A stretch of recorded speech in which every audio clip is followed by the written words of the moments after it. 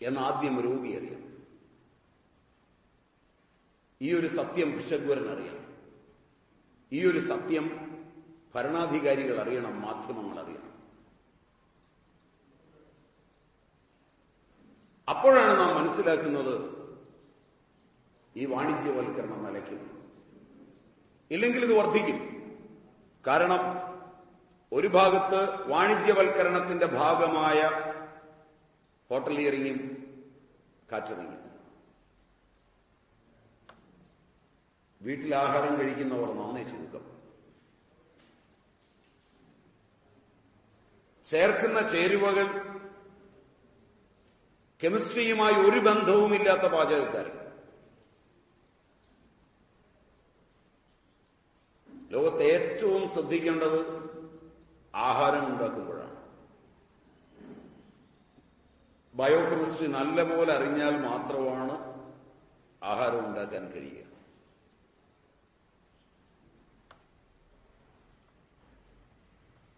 ഔഷധത്തിന്റെ ബയോകെമിസ്ട്രിയെ കുറിച്ചൊക്കെ വാദോരാതെ സംസാരിക്കുന്നവർ ആഹാരത്തെക്കുറിച്ച് സംസാരിച്ച് കേൾക്കുന്നില്ല. എന്റെ അറിവ് ശരിയാണെങ്കിൽ എല്ലാ ചാനലിലും പാചകമുണ്ടെന്ന് തോന്നുന്നു.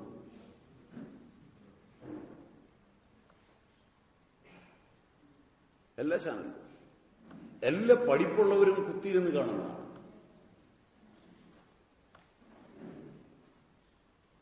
രണ്ട് വസ്തുക്കൾ ചേരുമ്പോൾ ഏത് തരത്തിലുള്ള ബോണ്ടുകൾ രൂപപ്പെടുന്നുവെന്നുള്ള കെമിസ്ട്രി ഒരാളിന്റെ തലയിൽ പോലും ആ സമയത്ത് കത്തുന്നില്ല.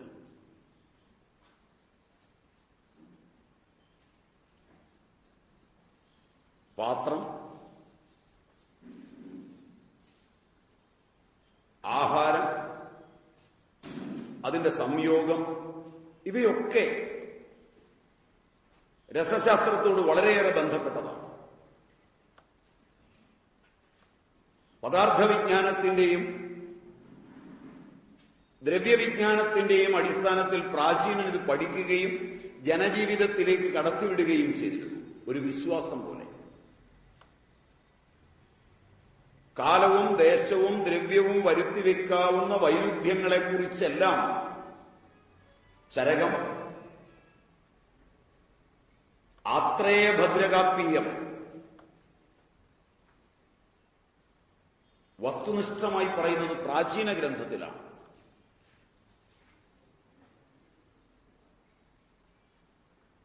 കാലം എങ്ങനെയെല്ലാം രോഗം വരുത്തും,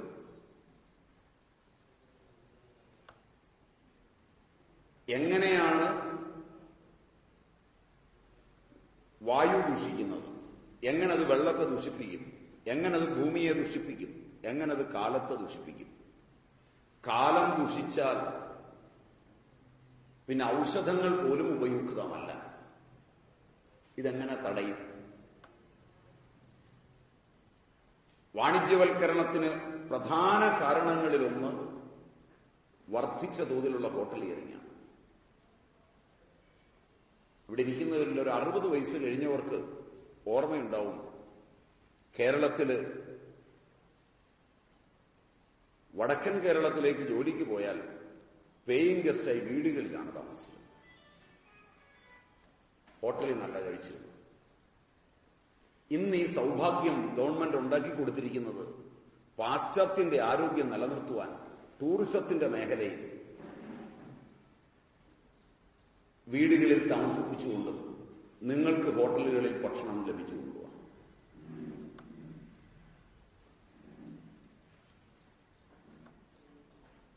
ഞാൻ പറഞ്ഞത് അതിശയോക്തിയാണോ എന്നറിയില്ല. ഈ നാട്ടുകാരുടെ ആരോഗ്യത്തെക്കാൾ പ്രാധാന്യം അന്യനാട്ടിലുള്ളവരോട് നമുക്കുണ്ട് എന്നുള്ളതിന്റെ നല്ലൊരു സൂചനയാണ്.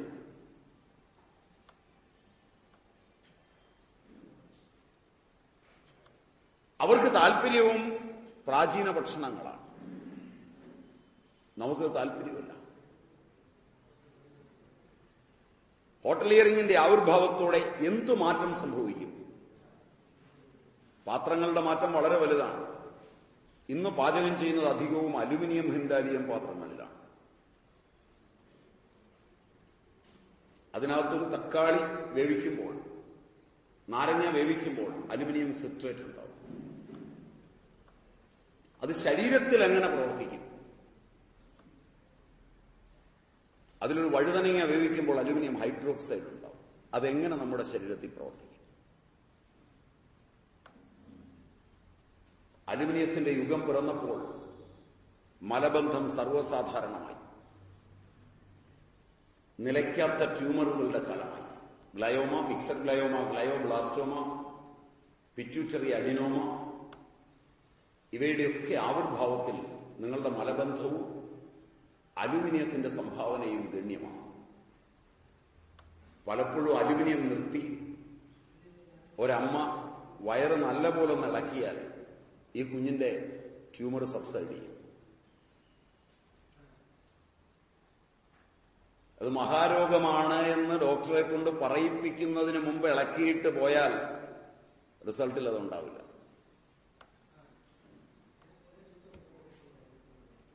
ഇതൊക്കെ നമ്മൾ സാമൂഹികമായി പരീക്ഷിച്ചു തന്നെ നോക്കണം. അനുഭവിച്ചിട്ട് വിശ്വസിച്ചാൽ മതി. അതുവരെ അത് അന്ധവിശ്വാസമായി തന്നെ സ്വീകരിച്ചാൽ മതി, അല്ലാതെ സത്യമായി സ്വീകരിക്കേണ്ട.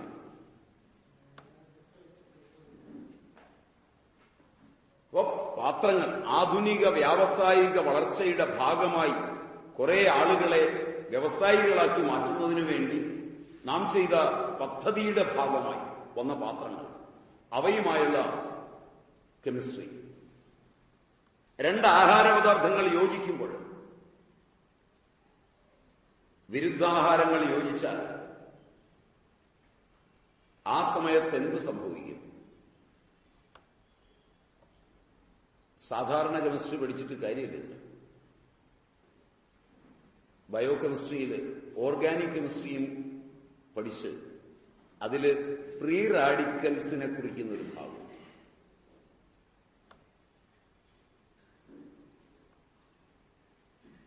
പലപ്പോഴും നമ്മൾ പഠിക്കാൻ പോകുന്നത് ഒരു പരീക്ഷ എഴുതി ജയിക്കാൻ മാത്രമാണ്. അതിലപ്പുറം പഠനത്തിന് പ്രാധാന്യമുണ്ടെന്ന് എനിക്ക് തോന്നുന്നില്ല. Am I right? പഠിച്ച കാര്യങ്ങൾ പലപ്പോഴും ശത്രുതയുള്ളതാണ്. ഒരു കുട്ടിക്കൊരു ഗ്രന്ഥത്തോട് ശത്രുതയുണ്ടാകാൻ അതിന്റെ മുകളിൽ ആദ്യം എഴുതിയാൽ മതി യൂണിവേഴ്സിറ്റി ഓഫ് കേരള അല്ലെങ്കിൽ യൂണിവേഴ്സിറ്റി ഓഫ് കാലിക്കറ്റ് എന്നാണ് എനിക്ക് തോന്നുന്നത്. Am I right? ശരിയായിരിക്കുമോ? അങ്ങനൊരു കാലഘട്ടത്തിലാണ് നമ്മൾ ജീവിക്കുന്നത്. ഈ പഠിത്തം കഴിഞ്ഞിറങ്ങിയാൽ ഈ പഠിച്ചതൊന്നും തലയിലുണ്ടാവില്ല. മറിച്ച് നിങ്ങൾ ചിന്തിച്ചു നോക്കുക, സാന്തൈൻ ഓക്സിഡൈസ് ഒരു എൻസൈമാണ്.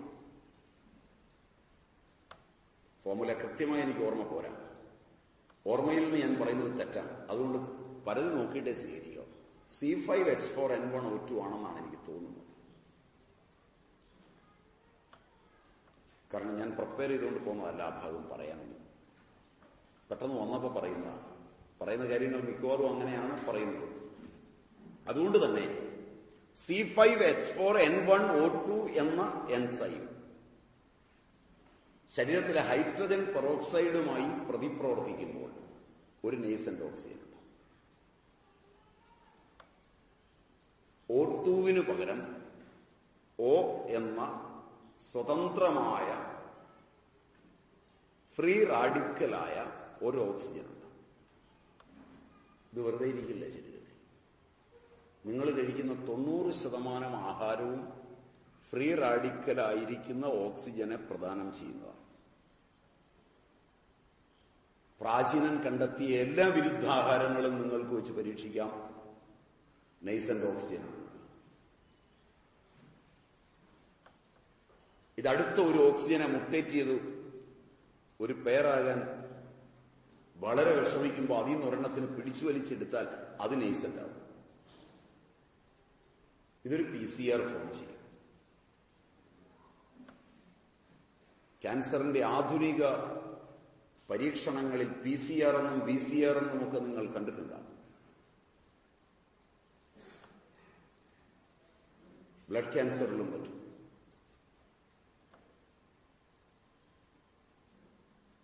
ശുദ്ധമായ വിരുദ്ധാഹാരത്തിൽ നിന്ന് മാത്രം.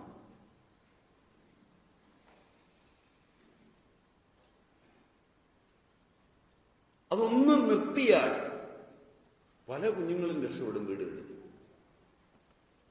വ്യാവസായികമായി നമ്മൾ വികസിച്ചിട്ട് നമ്മൾ ഇന്ന് നിൽക്കുന്നത് വളരെ അപകടം പിടിച്ച മേഖലയിലാണ്. അമേരിക്കയിലെ ഒരാൾ വെളിയിൽ കളഞ്ഞ മലം നല്ല പഞ്ചസാര ലായനിയിൽ വരട്ടി കറുകറുത്ത് നല്ല വർണ്ണക്കടലാസിൽ പൊതിഞ്ഞ് കേരളത്തിലെത്തിയാൽ നമ്മളിലെ വിദ്യാസമ്പന്നർ അത് കുട്ടികൾക്ക് പൊടിച്ചു കൊടുക്കുകയും കടലാസ് നിൽക്കുകയും ചെയ്യും. ഞാൻ അതിശയോക്തി പറഞ്ഞതാണെന്ന് നിങ്ങൾക്ക് തോന്നുന്നുണ്ടാവും. അല്ല, ദാരിദ്ര്യം പൂണ്ട അമേരിക്ക ഇന്ന് ഡംസ്റ്റർ ഡൈവിങ്ങിന്റെ ലോകത്താണ്.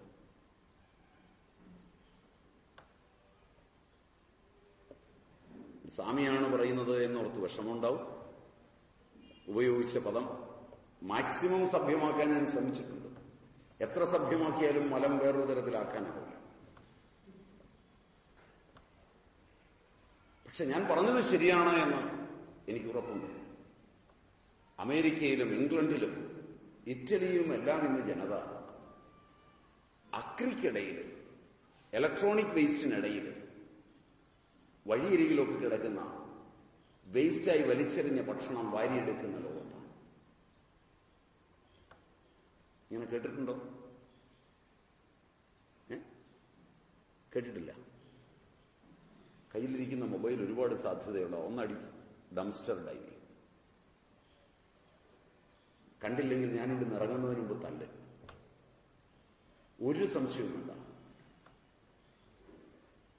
ഇന്ന് തന്നെ വീട്ടിൽ ചെന്ന് കമ്പ്യൂട്ടറിൽ കൊണ്ടുവന്ന് അടിക്കും. Dumpster diving.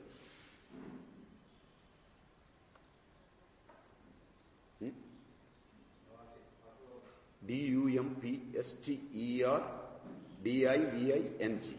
Dumpster diving. Diving. Dive the film എന്ന് പറഞ്ഞൊരു ഫിലിം ഇറങ്ങിയിരുന്നു അമേരിക്കയിൽ.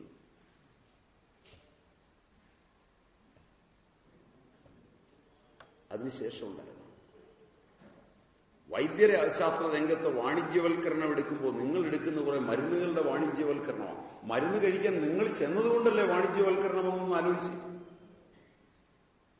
ചോദ്യം മനസ്സിലായില്ല. ഞാൻ മരുന്ന് മേടിക്കാൻ ഒരു ഡോക്ടറെ അടുക്കൽ ചെന്ന് ക്യൂ നിന്ന് അദ്ദേഹത്തെ കണ്ട് അദ്ദേഹത്തിന്റെ അടുക്കൽ ചെന്നിരുന്ന് അദ്ദേഹം ദൈവമാണെന്ന് പറഞ്ഞ് ചോദിച്ചിട്ടല്ലേ? ഇത്രയും പൈസ മുടക്കി പഠിച്ച അദ്ദേഹം വാണിജ്യം ചെയ്യുന്നതിനെ കുറ്റം പറയുന്നതിനിപ്പുറം നിങ്ങൾ എന്തിന് ചെല്ലേണ്ടി വന്നു?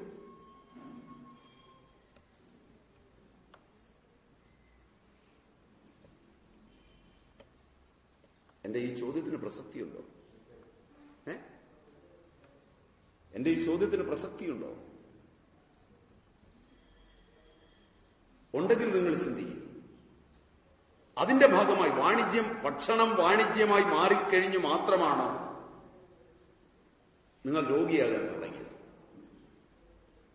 അതിന്റെ ഭാഗമായി പറഞ്ഞത് നിങ്ങൾ ടിന്നുകളിൽ വാങ്ങിക്കുന്ന പല ഭക്ഷണ പദാർത്ഥങ്ങളും പാനീയങ്ങളും ഇതിന്റെ ഭാഗം.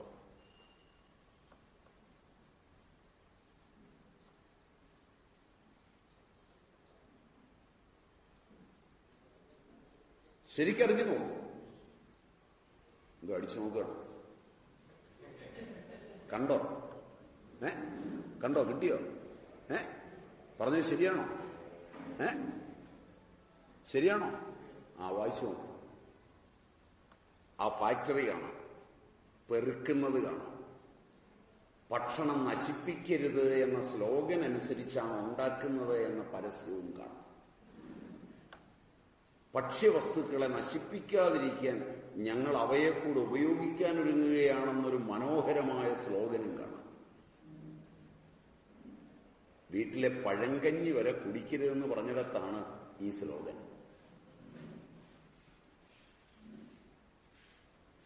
നല്ലപോലെ അമ്മ ശുദ്ധമായി സൂക്ഷിച്ച തലേ ദിവസത്തെ കഞ്ഞിയിൽ മോര് ഒഴിച്ചു വെച്ച് രാവിലെ വയറ് തണുക്കുന്ന വിധം തന്ന ആ കഞ്ഞി വരെ മാലിന്യമാണെന്നും രോഗാണുക്കളാണെന്നും പറഞ്ഞിടത്താണ് ഈ സ്ലോഗൻ. അപ്പൊ നിങ്ങൾ ആലോചിച്ചു എവിടം വരെയാണ് നമ്മൾ എത്തി നിൽക്കുന്നത്? ഭക്ഷണം ഈ വിധത്തില് മാലിന്യ ധോരണിയിൽപ്പെട്ട് പല വിധത്തിലുള്ള കെമിക്കലുകളാണ് ശരീരത്തിൽ ഫോം ചെയ്തുകൊണ്ടിരിക്കുന്നത്. ഇന്നലെ കണ്ടെത്തിയ ഒരു വൈദ്യശാസ്ത്രത്തിൽ ഉണ്ടാക്കി വെച്ച മരുന്നാണ് തരാൻ പറ്റുക. ഇന്ന് കഴിച്ച ഭക്ഷണത്തിൽ നിന്ന്, അതിനെ അതിജീവിച്ച് ഇന്ന് കഴിച്ച ഭക്ഷണത്തിൽ നിന്ന് രോഗം വരുന്നു. ഇതിന് ഗവേഷണം ചെയ്യാൻ തുടങ്ങുമ്പോഴേക്ക് ആ മരുന്ന് വിറ്റു തീർക്കണം. എവിടെയാണ് ഇത് കോപ്പപ്പ് ചെയ്യുന്നത്? ഉണ്ടാക്കുന്ന മരുന്നുകൾക്ക് 3 മൈൽ മുന്നെയാണ് രോഗം സഞ്ചരിച്ചുകൊണ്ടിരിക്കുന്നത്. ഇതിന് സമഗ്രമായ ഒരു പദ്ധതിയുണ്ടോ? ശരീരത്തിൽ ഇന്ന പോലെ കോശത്തിൽ വരുള്ളൂ, ഈ രീതിയിലുള്ളതെല്ലാം കഴിച്ചാൽ, അങ്ങനൊന്നും വൈദ്യശാസ്ത്രത്തിന് ആധുനികമായില്ല. മുഖ്യമായി കോശ വളർച്ചയ്ക്ക് യാതൊരു മരുന്നുമില്ല.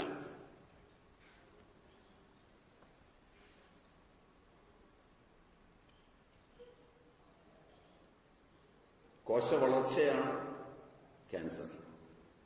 ക്യാൻസർ രോഗമല്ല. നിങ്ങളുടെ പണിയെടുത്ത ചില കോശങ്ങൾ അവ മടുത്തിട്ട് നിങ്ങളോട് വിട പറയാൻ ആഗ്രഹിക്കുക.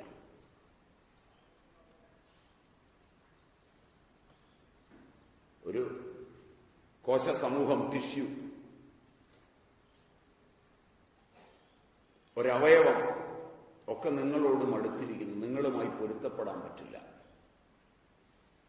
1960-കൾ വരെ ഈ രോഗം ജനസാമാന്യത്തിന്റെ രോഗമല്ല. ഈ രോഗം സന്യാസിമാരുടെ രോഗം. അവരൊരു കുത്തക ഏറ്റെടുത്തിരുന്നതാണ്. അറിയപ്പെടുന്ന മഹാപുരുഷന്മാരായ സ്വാമിമാരൊക്കെ ക്യാൻസറിനെ സ്വീകരിച്ചാണ് ഈ മണ്ണിനോട് വിട പറഞ്ഞത്. അന്നത് ജനങ്ങളുടെ രോഗമല്ല. എന്റെ ഒബ്സർവേഷൻ ശരിയാണോ? സമ്മതിക്കോ? അറിയപ്പെടുന്ന എല്ലാവരും ഒന്നും രണ്ടും ഒന്നുമല്ല. എന്നിട്ടും വൈദ്യശാസ്ത്രമോ ചരിത്രകാരന്മാരോ ആക്ടിവിസ്റ്റുകളോ മാധ്യമങ്ങളോ പ്രോഗ്നോസിസ് പഠിക്കുന്ന വേളയിലെങ്കിലും ഈ പ്രാധാന്യം ഒത്തുനോക്കിയിട്ടില്ല.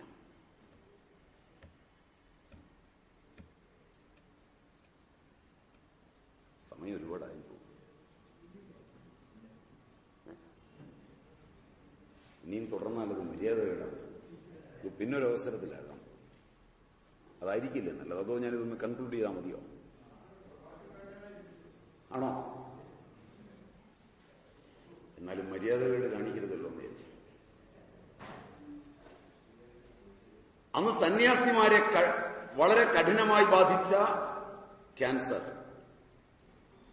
ഇന്നെന്തേ ജനജീവിതത്തെ ബാധിക്കാൻ കാരണം? എന്റെ അറിവ് ശരിയാണെങ്കിൽ ഇന്ന് സന്യാസാശ്രമങ്ങളിലെ സന്യാസിമാർക്ക് ക്യാൻസർ ഇല്ല. ഗൃഹസ്ഥന്മാർക്ക് ക്യാൻസർ കൂടുതൽ. എന്റെ അന്വേഷണം ശരിയാണെങ്കിൽ ഗാർഹസ്ഥ്യം സന്യാസമായും സന്യാസം ഗാർഹസ്ഥ്യമായും മാറിയിട്ടുണ്ടാവും.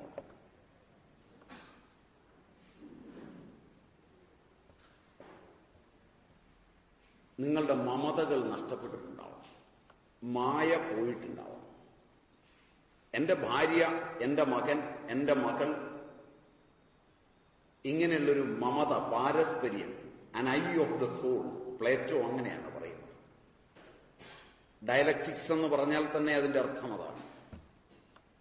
An eye of the soul, ആത്മാവിന്റെ ചക്ഷുസ്. ഡയലക്റ്റിക്സിന്റെ നിർവചനം അതാണ്. അതിനെ മെറ്റീരിയലിസ്റ്റിക്കായി നിർവചനം ചെയ്യാനാണ് ഒരു മഹാജൂതൻ ഇറങ്ങിത്തിരിച്ചതും വിജയിച്ചതും ആ രംഗത്ത്.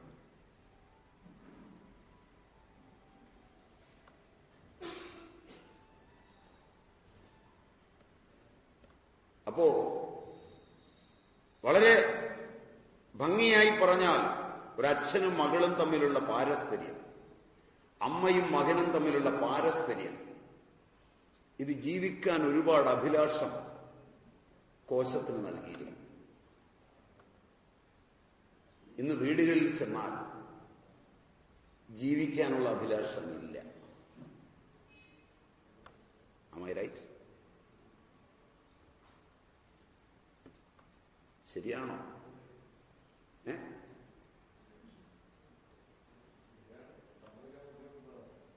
ശരിയാണോ എന്ന് പറഞ്ഞാൽ നിങ്ങളെ കൊണ്ട് സമ്മതിപ്പിക്കണമെന്ന് എനിക്ക് ആഗ്രഹമില്ല. ശരിയാണോ? ആ സമയത്ത് നിങ്ങളുടെ കോശങ്ങൾക്ക് വാർദ്ധക്യം വരുന്നു. സങ്കേതാർത്ഥത്തിൽ ഇതൊരു കാരണമാണ്. മറ്റൊന്ന്, നിങ്ങൾ കഴിക്കുന്ന ആഹാരം ഹോർമോൺ ട്രീറ്റഡാണ്. ഒരു തോട്ടത്തിലെ വാഴ മുഴുവൻ ഒന്നിച്ച് കൊലയ്ക്കുകയാണ്. ഒരു തോട്ടത്തിലെ പൈനാപ്പിൾ ഒന്നിച്ച് കൊലയാവുകയാണ്. 27 ദിവസം കൊണ്ടൊരു കോഴി പൂർണ്ണ വളർച്ചയെത്തി നിങ്ങൾക്ക് തിന്നാറാവുക. 40 ദിവസം കൊണ്ട് വാർദ്ധക്യം വരികയാണ്. 48-ാം ദിവസം ഹൃദയം പൊട്ടി മാത്രമേ ചാവുന്നുള്ളൂ. ബ്ലോക്ക് വരികയാണ്. ഇനി ഹാർട്ടിന്റെ ബ്ലോക്കിന്റെ കാരണം തേടി ഒരുപാടല്ലേ. കോൺട്രാസെപ്റ്റീവ് ഹോർമോണുകളിൽ മാത്രമാണ് വികസിപ്പിക്കുന്നത്. നാമക്കല്ലിലേക്ക് പോയി നോക്കിയാൽ മതി. ഈ ഹോർമോണുകൾ FSHനെ മാറ്റുന്നു. വാണിജ്യവൽക്കരണം ഈ ആഹാരത്തിലാണ് നടക്കുന്നത്, ഔഷധത്തിലേക്കാൾ കൂടുതൽ. ഇവിടുന്നാണ് അങ്ങോട്ട് കൈമാറുന്നത്. 1960 കേരളത്തിലെ സ്ത്രീകൾ 17, 18, 19, 20 വയസ്സിൽ ആദ്യത്തെ മെൻസസ്. 80 ഏത് ഗൈനക്കോളജിസ്റ്റിനോടും ചോദിച്ചോളൂ, ഏത് സ്ത്രീയോടും ചോദിച്ചോളൂ, പ്രായം ചെന്നവരോട്. 80 14 വയസ്സ്, 90 13 വയസ്സ്, 12, 13 വയസ്സ്, 2000 ആണ്ടിൽ 11, 12 വയസ്സ്, 2010 ഡെക്കേഡ് കടന്നപ്പോൾ 6 മുതൽ 10 വയസ്സ് വരെ. ഇതൊന്നും തിരിച്ചറിയാതെ എങ്ങനെ നിങ്ങൾ ചികിത്സിക്കും?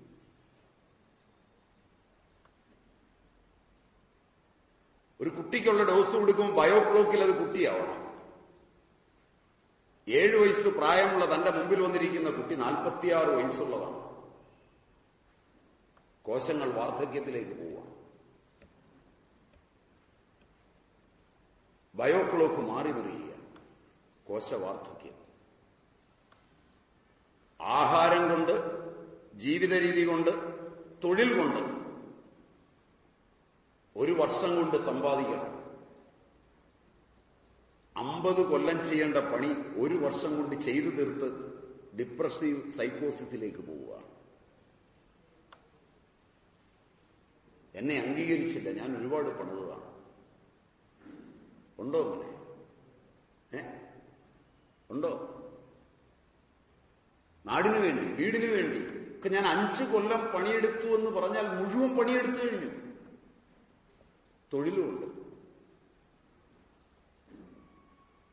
കോശവാർദ്ധക്യത്തിലേക്കുള്ള എല്ലാ കാര്യങ്ങളും വാണിജ്യവൽകൃതമായി ചേർത്തു വച്ചിട്ട്.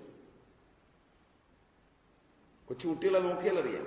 ആൺകുട്ടികളുടെ ലിംഗങ്ങൾ ഉള്ളിലേക്ക് വലിഞ്ഞു പോകുന്നു, തലമുടി നേരത്തെ നരയ്ക്കുന്നു, മീശ മുളയ്ക്കാതിരിക്കുന്നു, സ്ത്രീ ശബ്ദമുണ്ടാകുന്നു. ഇതെല്ലാം ആൺകുട്ടികളിൽ കാണുന്ന പ്രത്യേകത.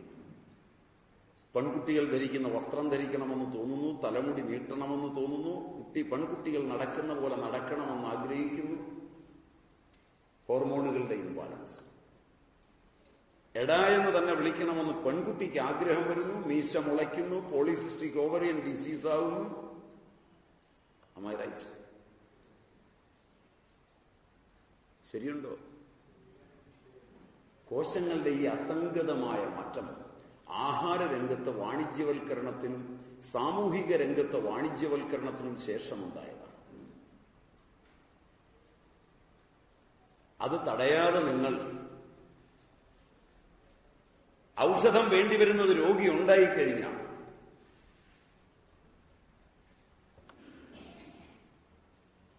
അതുകൊണ്ട് ഏറ്റവും ശ്രദ്ധിക്കേണ്ടത് രോഗികളെ സൃഷ്ടിക്കുന്ന വാണിജ്യവൽക്കരണത്തിന് നേരെ ആദ്യം ശബ്ദമുയർത്തുക. രണ്ടാമത് വൈദ്യശാസ്ത്ര രംഗത്തെ വാണിജ്യവൽക്കരണത്തിന്. പാരമ്പര്യമുള്ള ആയുർവേദ സ്ഥാപനങ്ങൾ ഒട്ടു വളരെ കേരളത്തിലുണ്ട്. അവയുടെ മൊത്തം ടേൺ ഓവർ 100 കൊല്ലത്തിന്റെയും 50 കൊല്ലത്തിന്റെയും ചരിത്രം, അതിലൊന്നിൽ പ്രവർത്തിക്കുന്ന ആളാണ് ഇരിക്കുന്നതെന്ന് എനിക്ക് തോന്നുന്നു. അവരുടെ മൊത്തം ടേൺ ഓവറിന്റെ 3-4 ഇരട്ടിയാണ് 3 മാസം എണ്ണ കച്ചവടം ചെയ്തവരുടെയും മറ്റും ടോട്ടൽ പ്രോഫിറ്റ്. റൈറ്റ്? 4 സിനിമാ നടികൾ എണ്ണ തേച്ചാൽ നിങ്ങളൊക്കെ തേക്കണം. ശരിയല്ല? ഒരു രോഗവുമില്ലാത്ത സിനിമാ നടൻ ഒന്ന് മണത്താൽ ആ മണത്ത സാധനം കൊണ്ട് നിങ്ങളുടെ എല്ലാ രോഗവും പൊയ്ക്കളയും. അതും ഇത്തരം ഡ്രഗുകൾക്ക് പരസ്യം പാടില്ലെന്ന് നിയമമുള്ള ഇന്ത്യയിൽ. അത് നിങ്ങൾക്കറിയില്ല.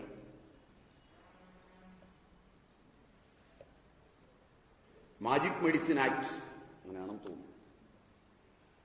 അങ്ങനൊരു ആക്ട് ഉണ്ടെന്ന് നിങ്ങൾക്ക് അറിയുമോ എന്നറിയില്ല.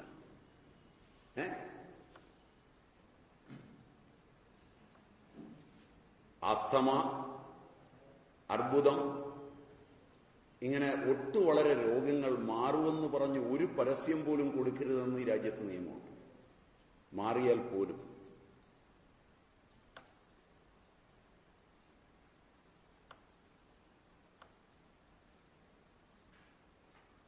ഇങ്ങനെ നിങ്ങൾ കേട്ടിട്ടുണ്ടോ?